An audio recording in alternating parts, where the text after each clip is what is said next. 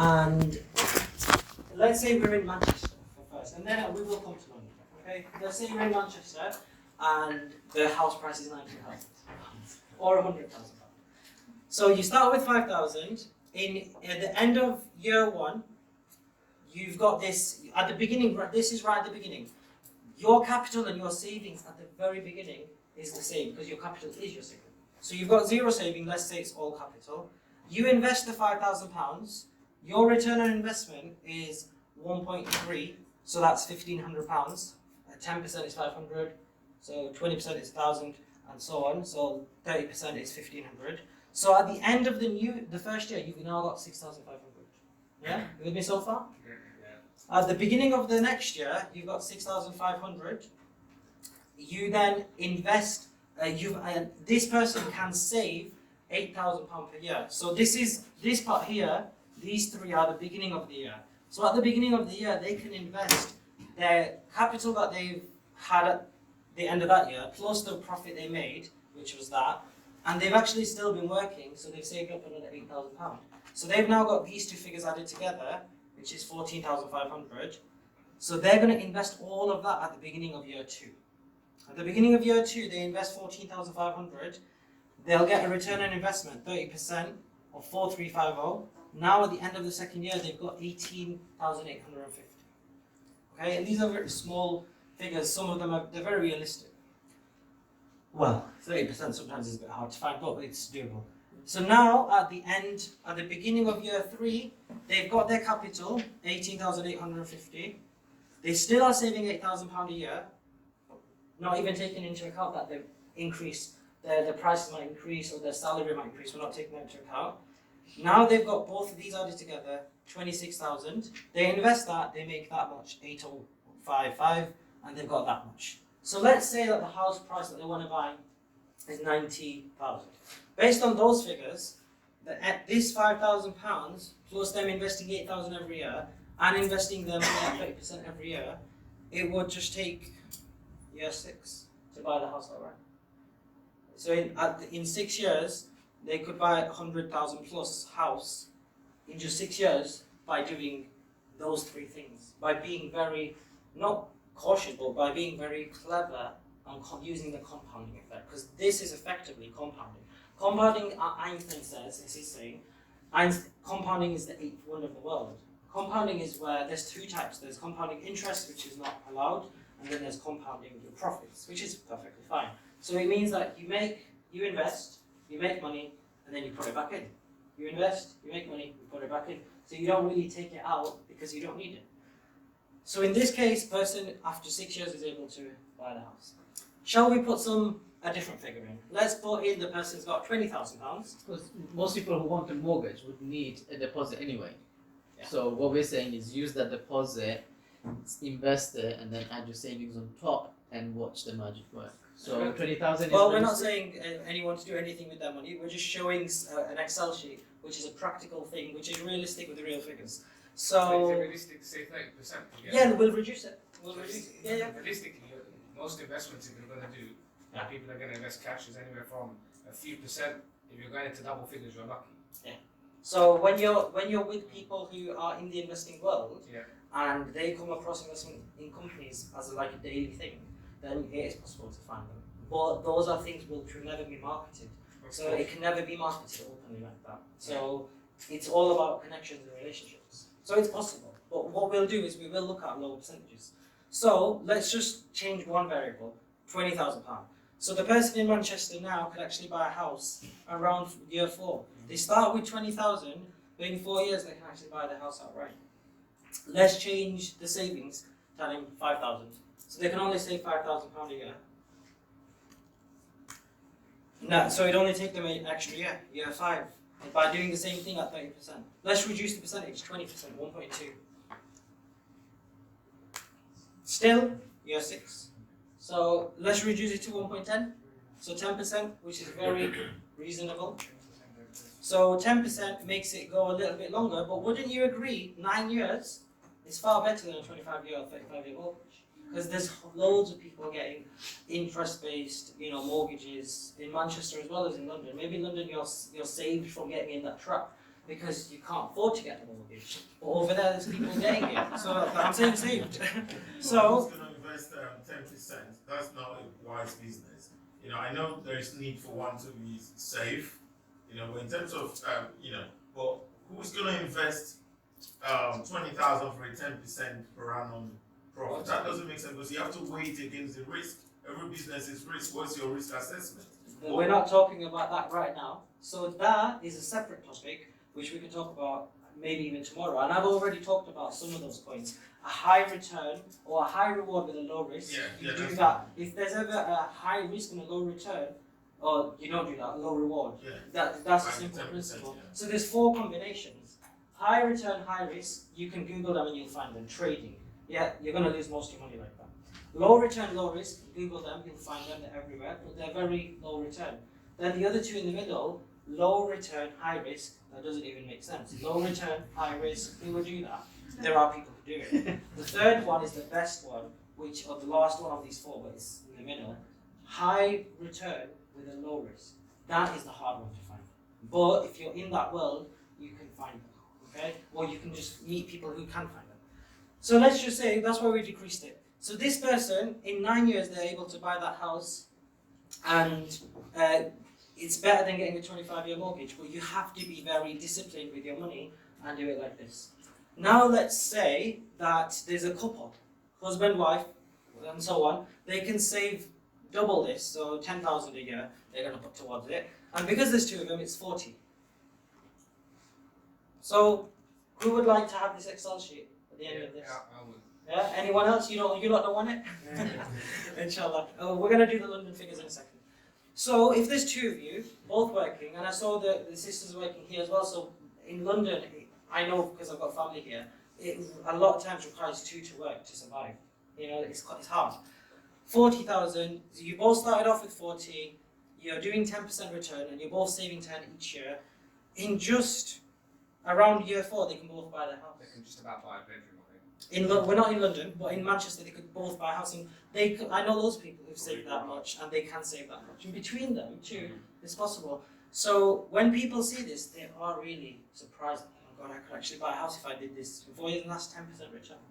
Now let's look at London figures. Which number should we use? Let's say, I always say, it's better to get on the property ladder earlier, because if you get on there earlier, the equity goes up and up and up over time. Yeah? So that means that you've got capital growth that you're benefiting from as well.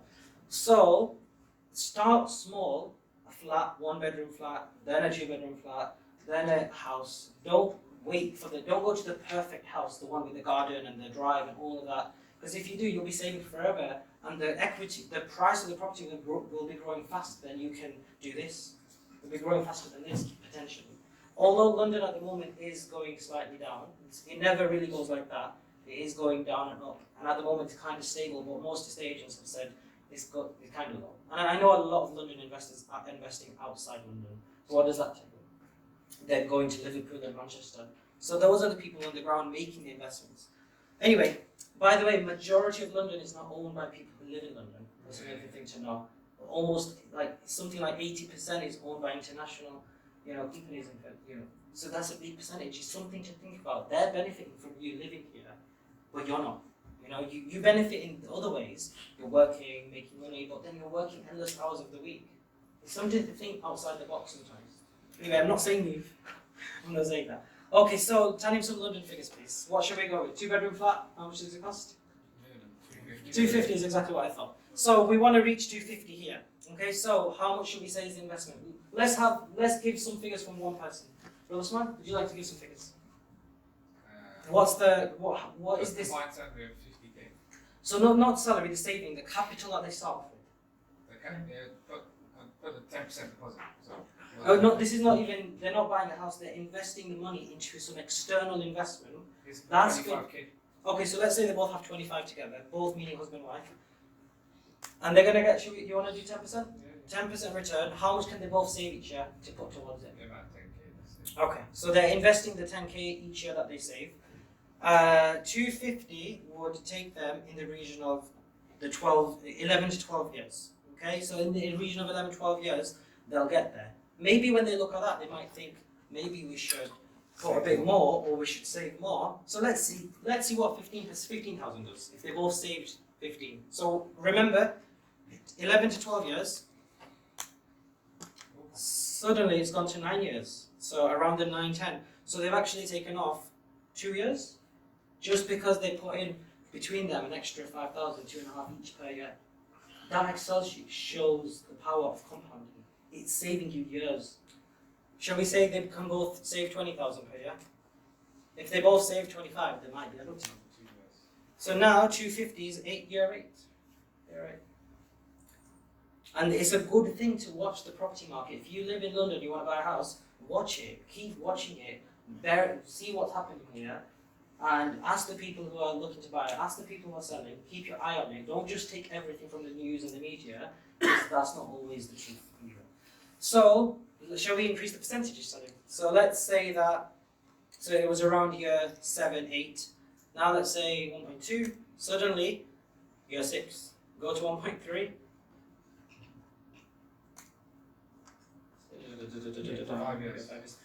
And one of the investment companies that we work with, if they achieve, so it's a company that purchase land in Kent, then what they do is they get planning permission. Everyone buys shares in the company. Then what they do is they sell the company once they got planning permission, and the price has gone suddenly a lot higher. They sell it to a large house builder. There's a brother here that works for a house builder. They sell it to them. It's Brexit proof because the deal's already done with them, so Brexit doesn't affect it. And they're offering 60% return. What? That's the type of deal. So just put in 60%, and this is if it happens within the year. It's a big if because they have said it may not happen. The planning permissions are in our control. It could happen in a year and a half, 2 years, 3 years. These are all annualized. So let's just say it did happen. Now look at that. You get 4 years. Start with 25. You got 20. Each year you invest 20 with that type of company, and before you know it, you've got. Yeah. So, can I get some feedback? What do you think of that? Yeah. What do you think about that? What? Because I don't know what you're thinking right now. What are your thoughts regarding this? Yes, Peter. I think the first thing that comes to mind is we have a general mentality of saving money, like generally people. So like when you get your paycheck, you put aside away for savings, etc., etc. But it's like what you guys were saying at the start about changing mindsets, and at the end of the day, money that you're saving is not really money that's really working for you, rather than investing it. So if we were to start changing our mindset, because many of us might be thinking, well, I haven't got £8,000 to like invest every year. What if I lose it? Blah blah blah.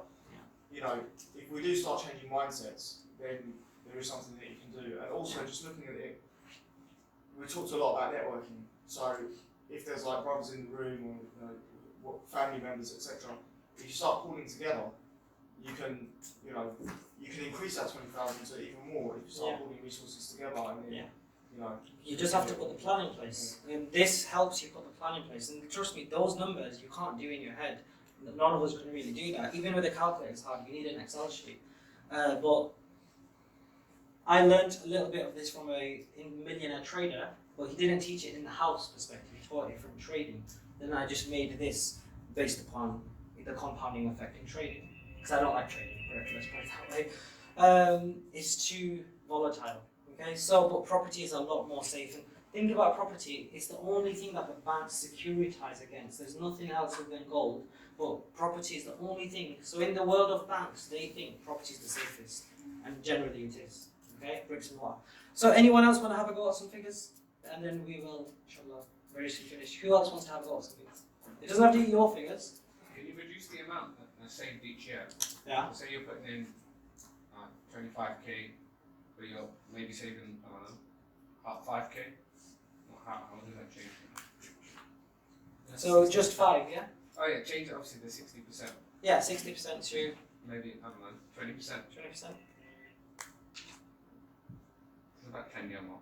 Yeah, and you know what I say to some of my relatives who live in London is that it's not a bad idea to buy something up north and let the capital appreciation grow. Rather than your money just sat in the bank doing nothing, put it into a property there, don't just not tenant it, because by the way, London has the highest rate of empty properties in the whole country. There's loads of people that have bought in German companies, other companies, they've bought properties in London, they do not want to tenant it. Something like 12,000 that I read. They don't want it to be tenanted because they don't like tenants. They just want it to sit there and grow and then sell it one day. It's like capital appreciation. So you can do that, but do it over there. I'm not saying do it in Manchester. It could be anywhere in the north. It could be Scotland where they're even cheaper. In Burnley, it's in part of Great Manchester. Guess how much the house price is? 60, 70. 40. In the 40 region. And I know someone, she's from London, Samira is her name. She bought a property in Leeds in 2015.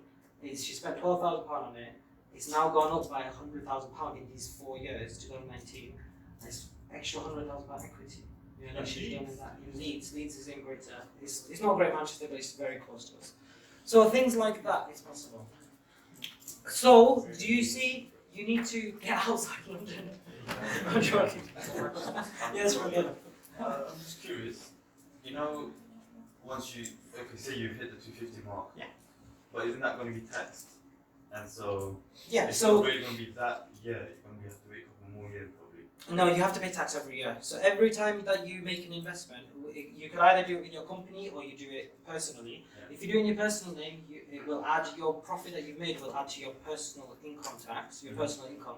So it'll take your salary from, let's say, 30,000. If you made 10,000 profit, it'll make it 40,000. Yeah. So you might go into the 40% bracket. I can't remember where that is right now. So, but if you do it in a company, limited company, the company needs to pay tax each year on how much it's made. You can't get away with, paying tax. If you do that, it'll be unlawful from the law of the land point of view and Islamic point of view too. You have to pay the tax. But even then, always get financial advice from an accountant. So that's a disclaimer. But I'm saying you should always pay the tax. It's very important. And let's put it this way: you will have more blessing. The hadith Qudsi I mentioned before. If you serve Allah subhanahu wa ta'ala, dunya will serve you. But if you serve dunya and go after it, dunya becomes enslaved you. So that hadith Qudsi is so important because I see it almost every single day. Some taxi drivers and other people working 7 days a week, endless hours, just to hide their money, and takeaway owners as well. They want cash and everything, no card, because they want to hide everything. And I might offend people, but I'm just going to say the truth. But if you hide your income from them, you'll fall into the trap of becoming a servant of dunya and being enslaved by it. Working 7 days a week, never becoming released by it, because the blessing in your wealth will go. But if you reveal all of it lawfully to the taxman, and you don't hide anything, then it will have blessing in there. And when it has blessing, the blessing here means that you benefit from it. Then you can actually become released from that trap. So being honest with the government is very important, because who are you actually defrauding if you don't want to pay tax? Does anyone know? Who are you defrauding? Is it the government? Every single person in the country that pays tax is the people you're defrauding, and you'll be questioned about it in the day. So bear that in mind. I don't want to defraud all of you, because I'm going to have to give you everything, my good deeds. So that's how important being honest and open about your tax is. Because if you don't, you're defrauding everyone. So if you take anything away, at least take that away. So coming back to yours, you've got to pay the tax each year. So if you just want to take into account tax, let's say the investment was 30%, just reduce it to maybe 1.2, 20%. Just take that into account. Yes, brother. Anyone want to have a go? I think it's all good. The only issue is the percentage that you get returned yearly. That's my hardest part. That is the hard part, but when you find people who work with those types of people and companies, then it can be a bit easier. Yeah? But you have to make the plan for yourself. Like, what is my return I'm looking for? What is my, how much I can save? And then you can make that plan. And if you've got a partner, you can both do it together. You can speed up the process. So it's all about searching. Yes? Are you going to discuss tomorrow about how to find some of these types of investments? Sorry? Well, that's our job. That poster, that banner there, that's what we do. We go up and down the country looking for these opportunities in different areas, not just property or not just in financial institutions. And it's kind of reached a point where actually companies are approaching us now, alhamdulillah. And all we have to do is screen them. Number one, is they Sharia compliant? Number 2, is it a secure investment? Number 3, is there a solid team behind it? Number 4, is there a track record? Number 5, can we speak to some investors who have successfully invested and gotten money back out? So that's basically our job, because ain't nobody got time. Having said that, Ain't nobody got time. So having said that, you still, if anyone ever invests, I still make sure they must do all their own due diligence. oh, of course. Because I will never take the responsibility No. that if anything goes wrong in the investing world, in the investing world, there's always win and loss. There's always a win and lose. If anyone knew the future, then well, they would all be investing in that type of thing. So you have to be aware of potential losses. So the other day, someone purchased some shares in my company. I'll share it with you guys. Can you just not record this, please? This part. We can cut it out. I'll cut it after. So what my property rent-to-rent company, which you're going to hear about tomorrow, I sold 12% shares of it, and I only opened it 3 months ago. Does anyone want to know how much I sold the 12% for? Take a guess. We get chocolate. Yeah, £18,000. £18,000. So that's £1,500 for 1%, and it's not even. It's happening right now. There's furniture. It's being painted, decorated, cleaned. More furniture's already there, and it's going to be built, and then it's going to be tenanted, and there's massive demand there. It's going to cash flow £1,100 a month. That property, inshallah. Make dua. I will. But I sold 12% for 18,000, and this is the wonderful thing. And I learned this from my accountant and discussing this with him. But I want to share it with you because it's a wonderful thing. Even a few other people in the business were surprised. Do you know where that £18,000 goes? It went to me into my personal account, and then from me a director's loan to the company. Yeah. So that 18,000, the only tax I have to pay on it is £700 capital gains tax. That's all it costs. I don't need to know what capital gains is. I don't even care, to be honest. I know what it is, but I don't need to. I've got an accountant, professional, very good. He knows what he's doing. He's in properties. He's got business, and that's what I was looking for. An accountant who's chartered, who's got his own business, and who is in property. So £700, all I have to pay. When do I need to pay that? A year and a half later. But that 18,000 now gone into business, plenty of money to refurb properties, to do whatever I need to do, and that business now owes me personally £18,000. So I've just made £18,000 in literally one deal, and I've just shared that with you, which cost me money to learn that. But if you do that for your own business, you can. So when anyone says, I don't have money to start, I'm sorry, but become investable and the money will find you.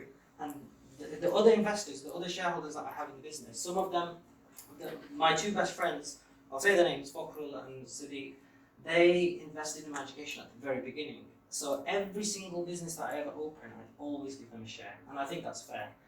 My wife never liked me saying that, but I'd say, no, that's me giving them a share, they deserve it. I'm like their pension.